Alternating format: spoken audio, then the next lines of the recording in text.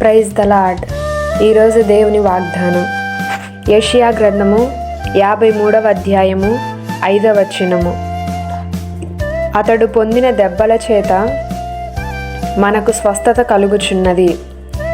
ఈరోజు ఎవరెవరైతే అనారోగ్యంతో బాధపడుతున్నారో వారందరికీ కూడా దేవుడిస్తున్న వాగ్దానము, ఎలాంటి రోగమైనా కానీ స్వస్థపరిచే దేవుడు మన దేవుడు. ఎందుకంటే ఆయన పేరే యెహోవా రాఫా. ఎందుకనంటే యేసుక్రీస్తు ప్రభువారు మానవునిగా ఈ లోకంలోనికి వచ్చినప్పుడు మనందరి పాపములను మాత్రమే కాదు కానీ మన రోగములను కూడా ఆయన తన శరీరమందు అనుభవించాడు. ఆయన పొందిన దెబ్బలు శరీరం అంతయు కూడా గాయముల చేత మరి భయంకరమైనటువంటి వేదన అనుభవిస్తూ ఆ కలువరి సిలువలో ఆ యొక్క దెబ్బల ద్వారా మనకి స్వస్థత ఇచ్చాడు. దేవుని వాక్యం అంటుంది స్వస్థత కలుగుచున్నది. అంటే దేవుడు ఆల్రెడీ మనకి స్వస్థత ఇచ్చేశాడు సిలువ ద్వారా. ఇప్పుడు ఈ సిలువ ద్వారా మనకిచ్చినటువంటి ఈ స్వస్థతను మనం ఎలా పొందుకోవాలి అనంటే కేవలము మన విశ్వాసము ద్వారా.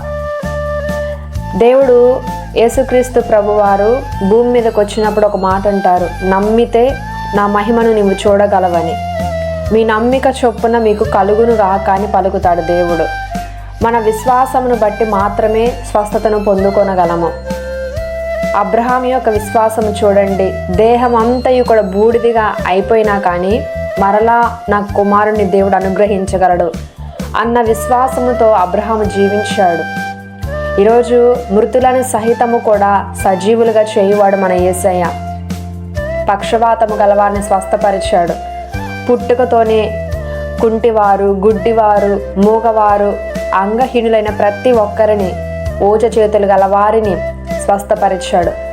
12 సంవత్సరముల నుండి రక్తస్రావంతో బాధపడుతున్న స్త్రీని కూడా దేవుడు స్వస్థపరిచాడు కేవలము నోటి మాట చేత. ఇలా చూస్తే ఎన్నో రోగములు ఆయన దగ్గరికి వెళ్ళాము, మాకు ఆరోగ్యము రాలేదు అనడానికి ఎవరూ కూడా లేరు. ప్రతి రోగమును దేవుడు స్వస్థపరిచాడు. ప్రతి వ్యాధిని దేవుడు భరించాడు. ఆయన సిలువ ద్వారా నేటికి మనకి స్వస్థత ఇవ్వడానికి ఆయన రక్తము సిద్ధముగా ఉన్నది. కాబట్టి మన విశ్వాసము ద్వారా అసాధ్యమైనది ఏదీ కూడా లేదు. దేవునికి సమస్తమును సాధ్యము. మృతులను సహితము సజీవులుగా చేసినటువంటి మన యేసయ్య మనకున్నటువంటి చిన్న చిన్న అనారోగ్యాలను బాగు చేయలేడా? ఆలోచించండి. ఆ సిలువ ద్వారా స్వస్థత మనకి దేవుడు ఇచ్చి ఉన్నాడు. కాబట్టి ఈరోజు విశ్వాసంతో ప్రార్థిద్దాము.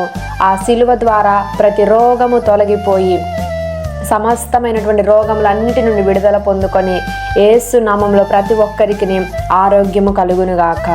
ఆమేన్.